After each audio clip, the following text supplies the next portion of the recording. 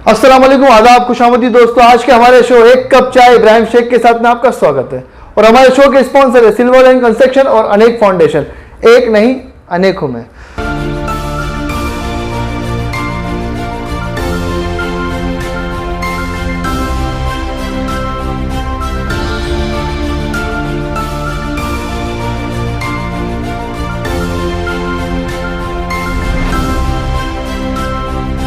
दोस्तों आज हमारे साथ खास मेहमान है बात करने के लिए मुंब्रा शहर के एक्स कॉर्पोरेटर सुधीर भगत साहब। सर आपका बहुत बहुत इस्तकबाल है। कैसे हो सर? बस फर्स्ट क्लास। कैसा चल रहा है? ठीक ठाक।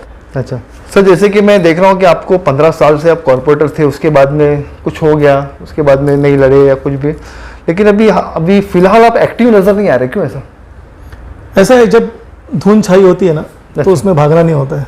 अच्छा, कहीं भी टकरा सकते हैं आप। अच्छा। तो जब से धुन हट जाएगी तो उस वक्त आपको मैं एक्टिव वही दिखा दूंगा। वैसे एक्टिव हूँ, लेकिन मैं फील्ड में कोई पॉलिटिकल पार्टी में या कोई प्रोग्राम में आप नजर नहीं आते सर? मैं बहुत पॉलिटिक्स कम करता हूँ। अच्छा। मैं समाज सेवा ज़्यादा करता हूँ। आप मुझे शादी ब्याह में ज़्यादा देखते रहेंगे या किसी के, लेकिन मैं होल्डिंग में बहुत कम रहता हूँ। होल्डिंग में कम रहते हैं, क्यों ऐसा? मैं पॉलिटिक्स मतलब तो ये कि पब्लिक के बीच में जाना, कार्यक्रम में जाना, वो तो है ना सर? मैं जाता हूँ, कार्यक्रम में जाता हूँ, जहाँ मुझे बुलाया जाता है मैं वहाँ जाता हूँ। अच्छा। लेकिन दिखावे से दूर रहता हूँ, जैसे अभी आपने कहा। अच्छा। होता है उसी वजह से कुछ लोग, जो आपने बताया ये सोफी सही है कि बहुत से लोग बोलते हैं कि साहब आप उस फील्ड में नहीं, मतलब जो चीज़ मुझे नहीं आती है वो मैं करता नहीं हूँ। अच्छा सर, जैसे कि मैं पब्लिक को बताऊँ, सुधीर भगत साहब मेरे बाजू में बैठे। मुंब्रा के लोगों की मांग थी, मुझे कॉल्स आ रहे थे, मुझे मैसेज आ रहे थे कि सुधीर भगत साहब को बिठाइए चाय पर। तो आज सुधीर साहब आए, उन्होंने सवाल बनाए हो और शुरू करते हैं। सर मेरा पहला सवाल यह है कि जैसे कि आपने 15 साल निकाल दिया, तो आपके टाइम और अभी बहुत फ़र्क है, मुंब्रा में बहुत फ़र्क है। लेकिन अभी फिर भी लोग कहते हैं कि विकास का दावा करते हैं कि हमने विकास किया है। लेकिन कुछ दिन पहले या कल या परसों आपके बंगले के बिल्कुल सामने 2 दिन से ट्रैफिक जाम है। उसका कारण यह है कि आपके वहाँ जो फास्ट ट्रैक है उस पर खड्डे, सैकड़ों खड्डे हैं। तो विकास कैसे है सर? ये अभी उसमें आपने इस सवाल के अंदर जवाब दिया है कि लोगों ने विकास किया है, कहा, लेकिन वो अधूरा विकास है। अच्छा। फंडिंग तो पूरी आई थी। अच्छा। आप खुद ही कह रहे हो कि यहाँ के जो लीडर्स है या जो भी है वो कह रहे हैं कि कई करोड़ों हमने लेके आए, कई सैकड़ों देने वाली ठाणे महानगर पालिका है, स्टेट गवर्नमेंट है जी। तो मैं चाहता हूँ कि उस चीज़ का हिसाब किताब आप जैसे लोगों से होना चाहिए। और सही बात है, वहाँ पर जो खड्डे पड़े हैं, मुझे बताइए बचपन से, मैं तो शायद पैदा भी नहीं हुआ होगा, 1800 में वो ब्रिज बना था। 1800? अच्छा।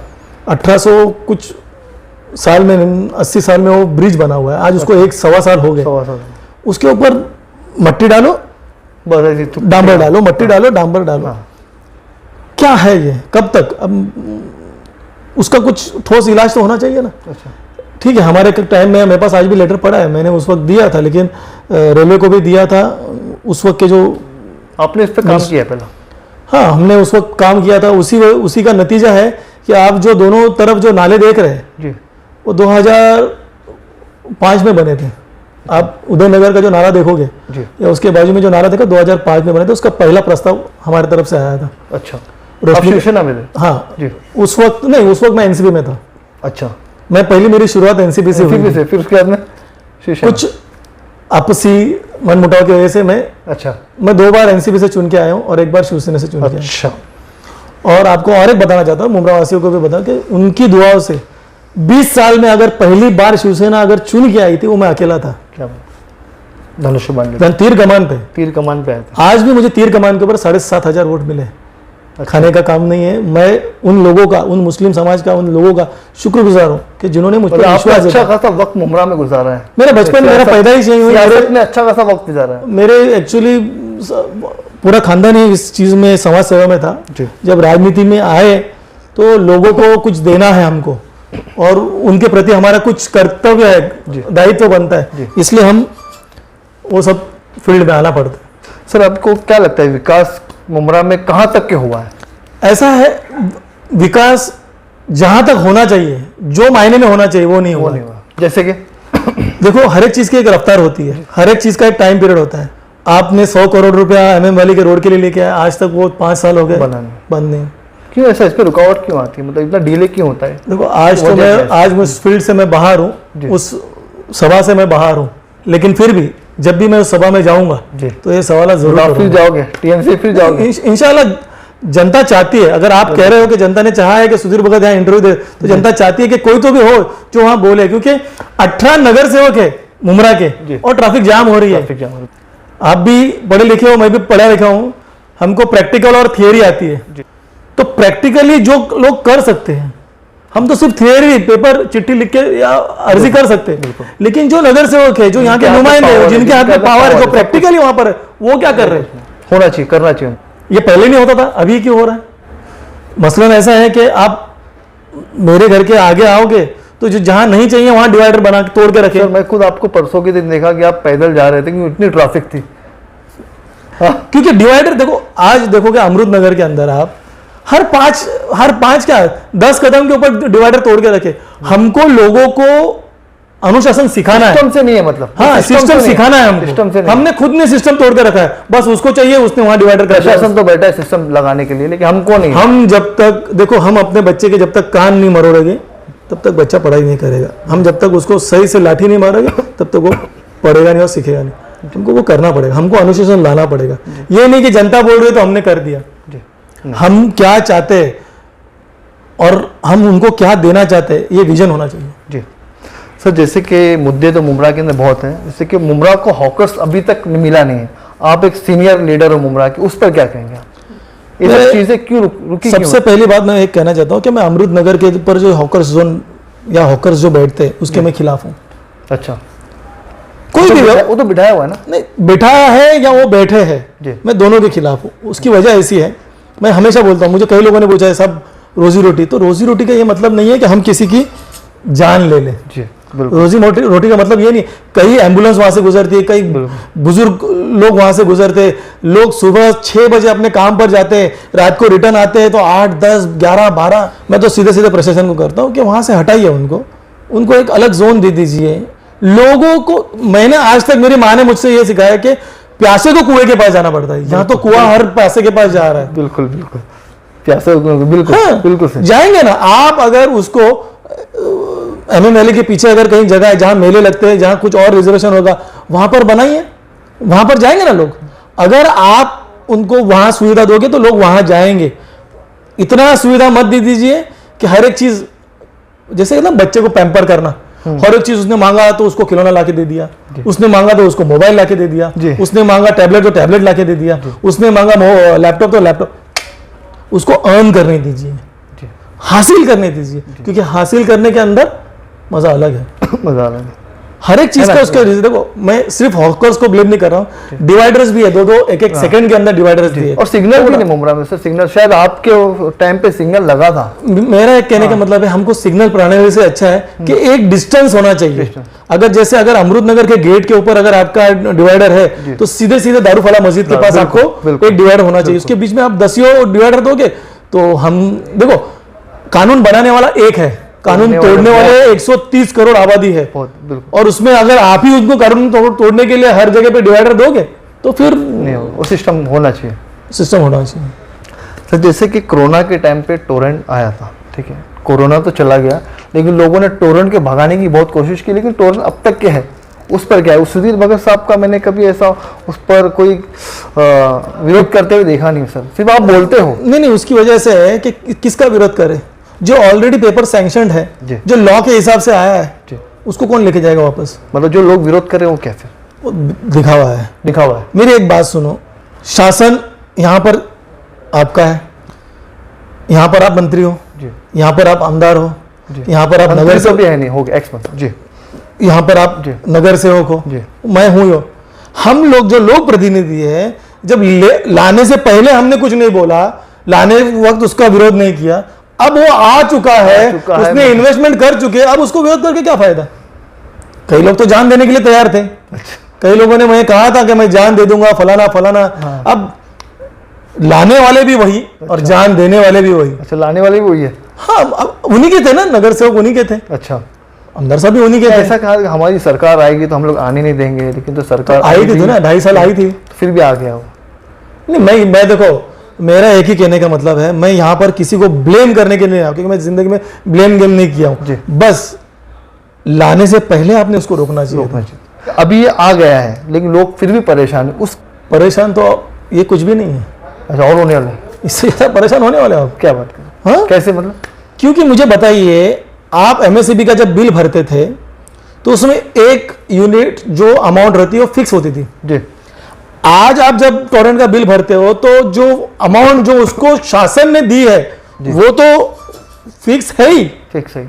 लेकिन उसके अलावा ये कर वो कर, टैक्सी का भाड़े का मेंटेनेंस फलाना फलाना ऐसे कर करके वो कहां तक चला गया। ये लोगों को अभी तक उसकी। और यहाँ पर जो लोग हैं ना, देखो आपको, मेरे पास एक रिकॉर्डिंग है, अगर आपके पास होगी तो आप वो चलाइए। खरेगांव में एक मीटिंग हुआ था संघर्ष की तरफ से टोरेंट के खिलाफ। हाँ। मैंने कहा था क्या है आप लोग जैसे विरोध कर रहे हो, वो कलेक्टर कानूनी वो आया है, आप भी कानूनी लड़ाई करो, चलो खर्चा करते हैं हम। जो चीज कानून से आई है सभा के अंदर, महाराष्ट्र असेंबली के अंदर जो मंजूर होके आया है उसके ऊपर सभी आमदारों ने उसके ऊपर सिग्नेचर किए है, उसमें सब मुख्यमंत्री ने उसको मंजूर किया है, विरोधी पक्ष ने मंजूर किया है, वो चीज आप कानून से आए उसको कानूनी विरोध करना पड़ेगा। आप ये रास्ते पे उतर के कुछ नहीं, आंदोलन करके सब करके मतलब कोई फायदा नहीं है। आंदोलन कर करके लोगों के बाद बड़ा ताला आंदोलन करके ऑलरेडी हम परेशान है इलेक्ट्रिसिटी से, हम आंदोलन करके रास्ते पे जो चलता है ना उसको परेशान करते। अच्छा ठीक है, टोरेंट पे बात होगी। सर अभी आप कौन सी पार्टी में हो? मैं शिवसेना में हूँ। शिवसेना में? हाँ? लेकिन बीच में मैं देखा था कि आप एनसीपी में कुछ ऐसा कुछ हवा चल रही थी आपकी। ऐसा है, आपका एक वीडियो भी आया था कि आप शमीम खान साहब के साथ आपके बंगले के बाहर गाड़ी खड़ी थी और आप बैठ कर वो सब क्या था? मैं ऑफर आया था क्या आपको? मैं एक बिजनेसमैन हूँ जी। राजनीति से पहले भी मैं एक बिजनेस में, जी। मेरा परिवार पूरा बिजनेस में है। जी। राजनीति एक अलग फील्ड है जिसमें मुझे समाज सेवा करने का मौका मिलता है। अच्छा। बिजनेस के ताल्लुकात से मेरी और शमीम भाई से मुलाकात हुई थी। अच्छा। और होते रहती है।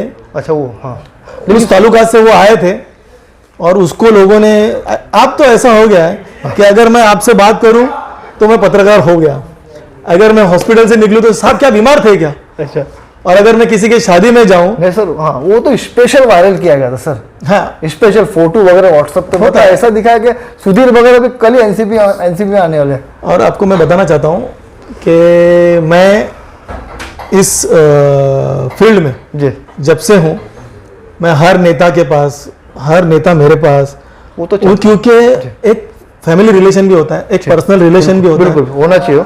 और कभी त्योहार आते हैं, अब ईद आती है तो मैं कई लोगों के, मेरे जो दोस्त हैं उनके घर पे जाता हूँ, गणपति में कई लोग मेरे घर पे आते हैं, अभी वो चलता है। लेकिन अगर इसमें गॉसिप ना हो तो फिर पत्रकारिता तो फिर क्या मजा। बिल्कुल सर, एक चीज, अभी आप इलेक्शन लड़ोगे फिर? जरूर, क्यों नहीं। कौन सी पार्टी से? वक्त बताएगा। एनसीपी से ऐसा कुछ? ऐसा अभी तो किसी ने तय नहीं किया है। देखो, अगर आपको ऑफर दिया गया, चलो सुधीर बगर साहब को ऑफर दे रहे हैं तो टिकट देते लड़ो, तो लड़ोगे आप? नहीं, ऐसा देखो, ऑफर, मुझे ऑफर देना और मैं स्वीकृत करना, अच्छा, ये मेरे हाथ में नहीं है। अच्छा। उसकी वजह है कि मैं पूरा मैं जनता के बेस पे जाता हूँ। अच्छा। इससे पहले भी मैंने तीर कमान लिया था। मेरे कई 100 घर है।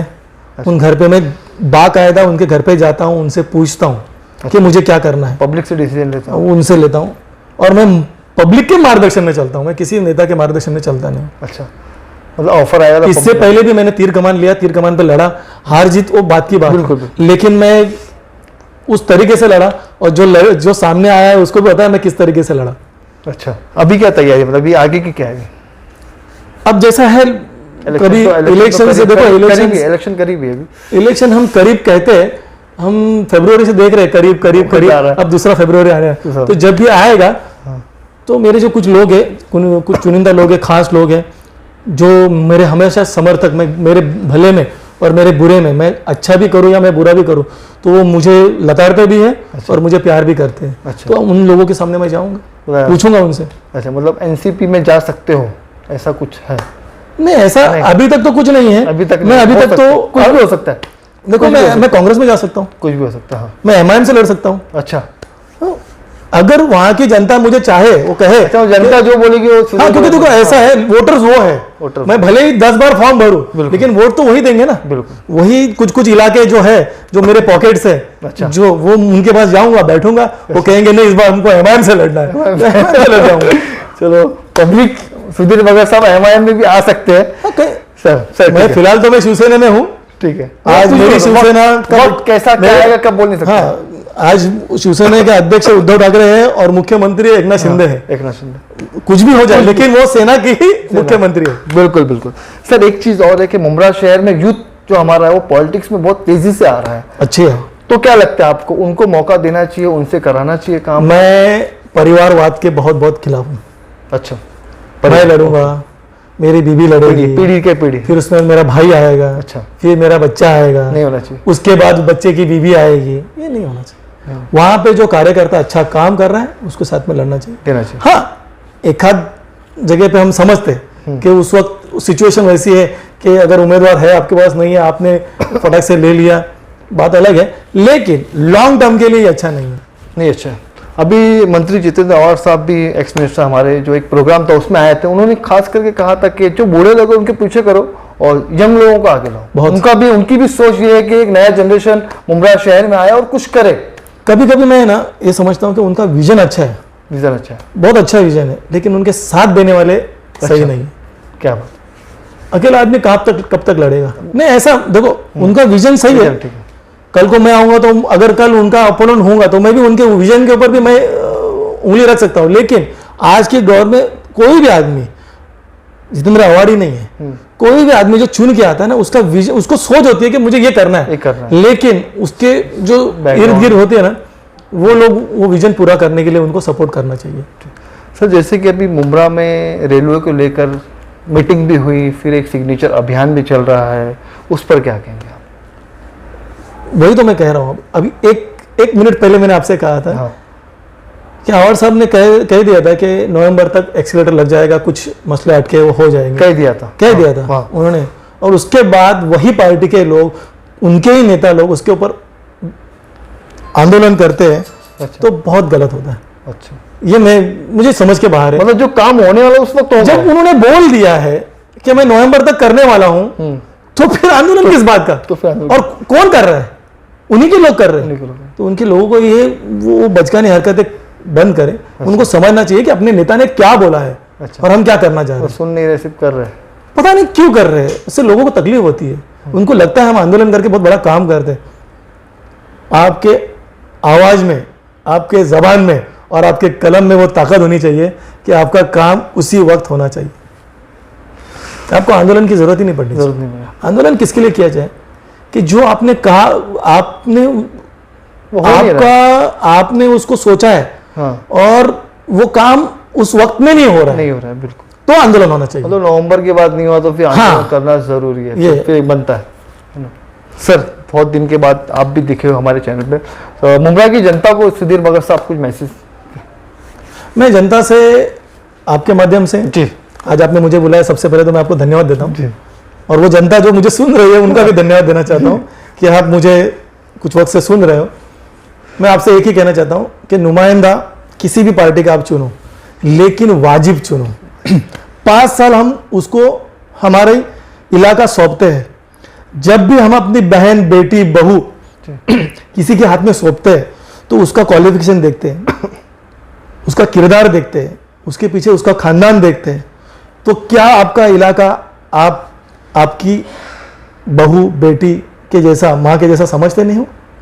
आपको सोचना चाहिए और उस चीज को, ये मेरी जागीर है, ये मेरी तिजारत है जो मैं आपको सौंप रहा हूं, और उसको संभालने वाला भी वैसा ही होना चाहिए। मैं आपसे हाथ जोड़ के विनती करता हूं, पार्टी मत देखिए। हम हमेशा कुछ वक्त के लिए कम्युनल हो जाते हैं, हिंदू हो या मुसलमान हो, फर्क मत करो। आपको आपका नुमाइंदा कुछ पॉइंट्स के ऊपर चुनना चाहिए। उसका एजुकेशन, उसका क्वालिफिकेशन, उसका किरदार वो कैसा है, उसके काम करने का लहजा कैसा है, वो सब आपको देखना चाहिए और उसी हिसाब से आपको वो चुनना चाहिए। सर बहुत बहुत शुक्रिया हमसे बात करने के लिए। तो ये थे सुधीर भगत साहब, एक्स कॉर्पोरेटर मुंब्रा शहर के, जिन्होंने हमारे सवालों का बेबाकी से जवाब दिया।